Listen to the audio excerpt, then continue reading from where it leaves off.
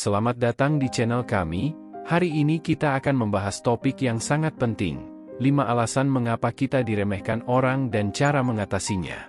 Diremehkan adalah suatu kondisi di mana seseorang atau sesuatu dianggap remeh atau diabaikan oleh orang lain. Ini bisa berarti tidak dihargai, dianggap tidak penting, atau dianggap tidak memiliki nilai atau dampak yang signifikan. Diremehkan dapat terjadi dalam berbagai konteks, baik itu dalam hubungan personal, di tempat kerja, dalam masyarakat, atau dalam situasi lainnya. Ini bisa mengakibatkan perasaan tidak dihargai atau merasa rendah diri bagi yang mengalaminya. Dalam banyak kasus, diremehkan dapat menghalangi potensi seseorang atau sesuatu untuk berkembang atau mencapai yang terbaik. Ada beberapa faktor yang membuat kamu diremehkan orang lain, antara lain. Pertama, kurangnya kepercayaan diri. Alasan pertama mengapa orang mungkin meremehkan kita adalah karena kurangnya kepercayaan diri. Jika kita tidak percaya pada diri kita sendiri, orang lain mungkin merasa sulit untuk melakukannya. Kurangnya kepercayaan diri adalah kondisi di mana seseorang tidak memiliki keyakinan yang kuat terhadap kemampuan, nilai, atau dirinya sendiri secara keseluruhan. Ini bisa mencakup ketidakmampuan untuk percaya pada diri sendiri, merasa tidak yakin dengan keputusan yang diambil, atau merasa rendah diri. Orang yang mengalami kurangnya kepercayaan diri mungkin sering meragukan kemampuan mereka, takut gagal, atau sulit untuk mengambil risiko. Ini bisa mempengaruhi berbagai aspek kehidupan seseorang, mulai dari hubungan sosial hingga pencapaian pribadi dan profesional. Cara mengatasinya, mulailah dengan membangun kepercayaan diri. Percayalah pada kemampuan Anda dan jangan takut untuk menunjukkannya. Kenali dan terima diri sendiri, sadari bahwa setiap orang memiliki kelemahan dan kekuatan. Kenali apa yang membuat Anda merasa kurang percaya diri dan terimalah bahwa itu adalah bagian dari diri Anda. Tetapkan tujuan kecil, mulailah dengan tujuan kecil yang dapat Anda capai.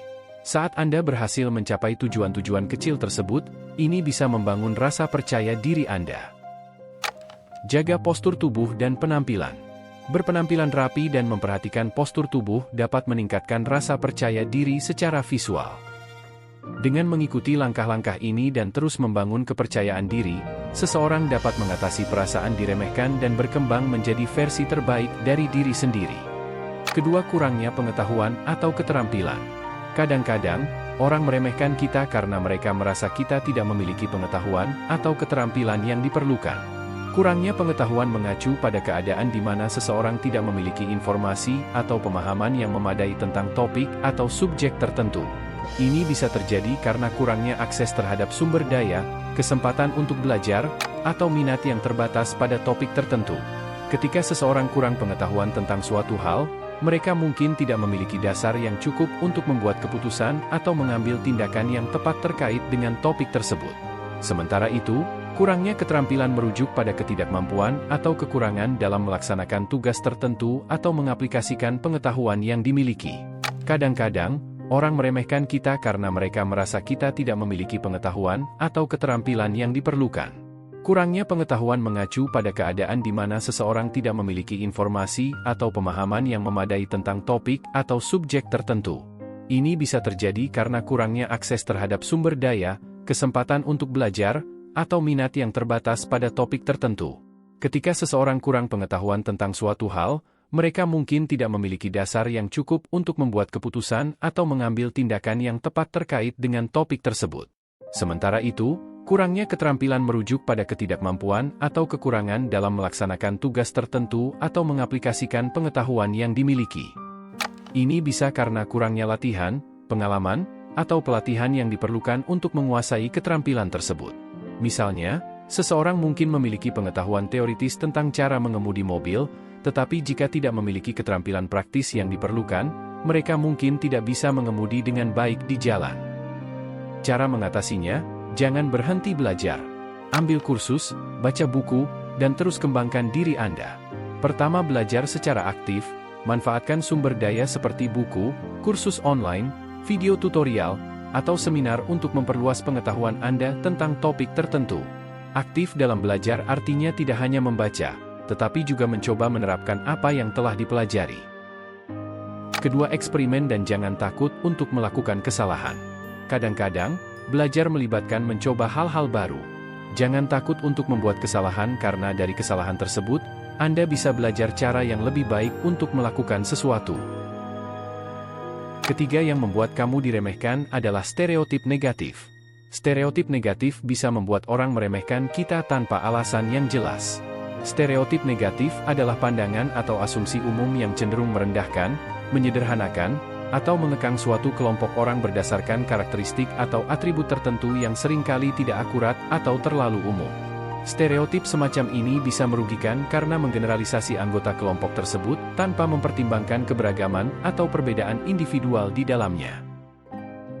Stereotip negatif bisa terbentuk melalui pengalaman pribadi, budaya populer, media massa, atau pengaruh lingkungan sosial. Ini dapat menyebabkan persepsi yang tidak adil, prasangka, diskriminasi, atau perlakuan tidak setara terhadap kelompok yang terkena stereotip. Contohnya, stereotip bahwa orang dari suatu etnis tertentu kurang pintar atau sukses secara akademis adalah salah satu contoh stereotip negatif yang dapat mempengaruhi cara orang melihat dan memperlakukan kelompok tersebut. Penting untuk diingat bahwa stereotip seringkali tidak mencerminkan kebenaran tentang individu dalam kelompok tersebut dan bisa merugikan baik bagi yang terkena stereotip maupun bagi yang mempraktikannya. Cara mengatasinya, pertama hadapi stereotip tersebut dengan membuktikan bahwa mereka salah. Tunjukkan bahwa Anda lebih dari sekadar label. Kedua, kenali stereotip di diri sendiri.